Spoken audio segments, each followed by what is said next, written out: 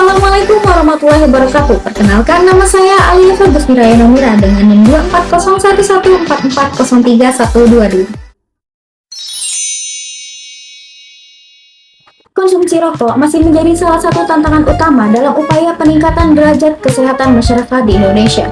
Selain menimbulkan risiko kesehatan bagi perokok aktif, peleparan asap rokok juga berdampak negatif bagi masyarakat di sekitarnya, terutama bagi kelompok rentan seperti anak-anak, ibu hamil, dan lansia. Kondisi ini menjadikan pengendalian paparan asap rokok sebagai isu kesehatan publik yang memerlukan perhatian dan intervensi kebijakan yang berkelanjutan. Advokasi ini bertujuan mendorong Kementerian Kesehatan Republik Indonesia untuk memperkuat implementasi dan pengawasan kebijakan kawasan tanpa rokok atau KTR di ruang publik, fasilitas umum, tempat kerja, sarana pendidikan, serta lingkungan yang banyak diakses oleh kelompok rentan.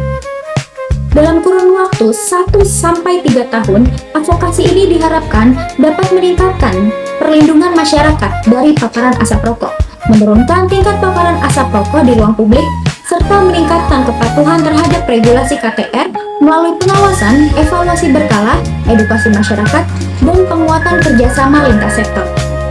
Melalui upaya tersebut diharapkan terciptanya lingkungan yang lebih sehat, aman, dan bebas asap rokok sebagai wujud perlindungan hak kesehatan masyarakat.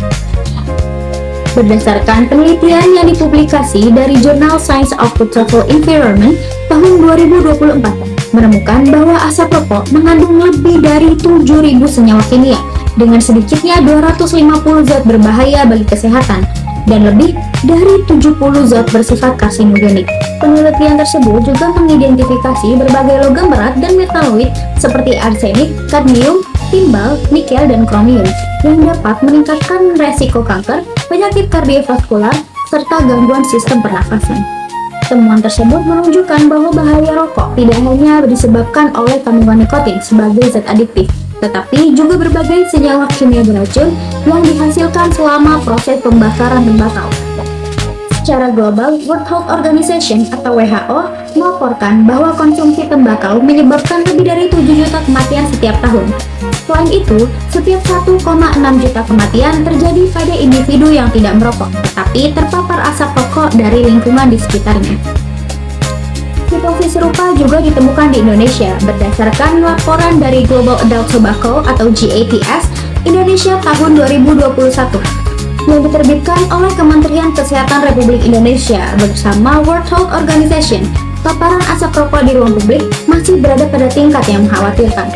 Sebanyak 74,2% masyarakat dewasa masih terpapar asap rokok di tempat makan, sementara 44,8% terpapar di tempat kerja. Data ini menunjukkan bahwa hak masyarakat untuk memperoleh lingkungan yang sehat masih belum terlindungi secara optimal.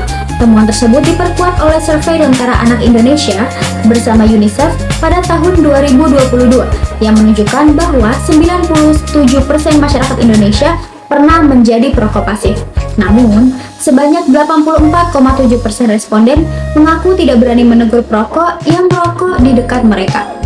Kondisi ini menggambarkan bahwa perlindungan terhadap masyarakat dari paparan asap rokok tidak hanya bergantung pada kesadaran individu, tetapi memerlukan regulasi yang kuat dan menekankan kebijakan yang konsisten. Berdasarkan kondisi tersebut, sasaran utama advokasi ini adalah Menteri Kesehatan Republik Indonesia. Pemilihan Menteri Kesehatan sebagai target advokasi didasarkan pada peran strategis Kementerian Kesehatan dalam merumuskan, mengimplementasikan, serta mengawasi kebijakan kesehatan nasional yang bertujuan melindungi masyarakat dari berbagai faktor risiko penyakit. Selain memiliki kewenangan dalam penguatan kebijakan kawasan tanpa rokok, Kementerian Kesehatan juga berperan penting dalam mengkoordinasi upaya promotif dan preventif untuk menurunkan angka kesakitan akibat konsumsi tembakau. Tingginya angka paparan asap rokok di ruang publik menunjukkan bahwa penguatan implementasi kebijakan yang sudah ada masih sangat diperlukan. Di sisi lain, perlindungan terhadap kelompok rentan merupakan bagian dari tanggung jawab negara dalam memenuhi hak kesehatan setiap warga negara, sebagaimana yang diamanatkan dalam berbagai regulasi kesehatan nasional. Oleh karena itu, penegakan kebijakan kawasan tanpa rokok perlu menjadi prioritas utama, karena tidak hanya berkontribusi pada penurunan beban penyakit akibat tembakau, tetapi juga mendukung terciptanya lingkungan yang lebih sehat, produktif, dan berkeadilan bagi seluruh lapisan masyarakat. Rekomendasi ini diharapkan dapat dijadikan prioritas oleh Kementerian Kesehatan sebagai wujud komitmen negara dalam melindungi masyarakat. Dengan langkah nyata, kita dapat memastikan terciptanya lingkungan yang sehat, aman, dan bebas asap rokok bagi seluruh lapisan masyarakat. Demikian paparan dari saya, semoga apa yang saya sampaikan dapat diterima dengan baik. Jika ada kekurangan dari penyampaian saya, mohon dimaafkan. Cukup sekian, wassalamualaikum warahmatullahi wabarakatuh.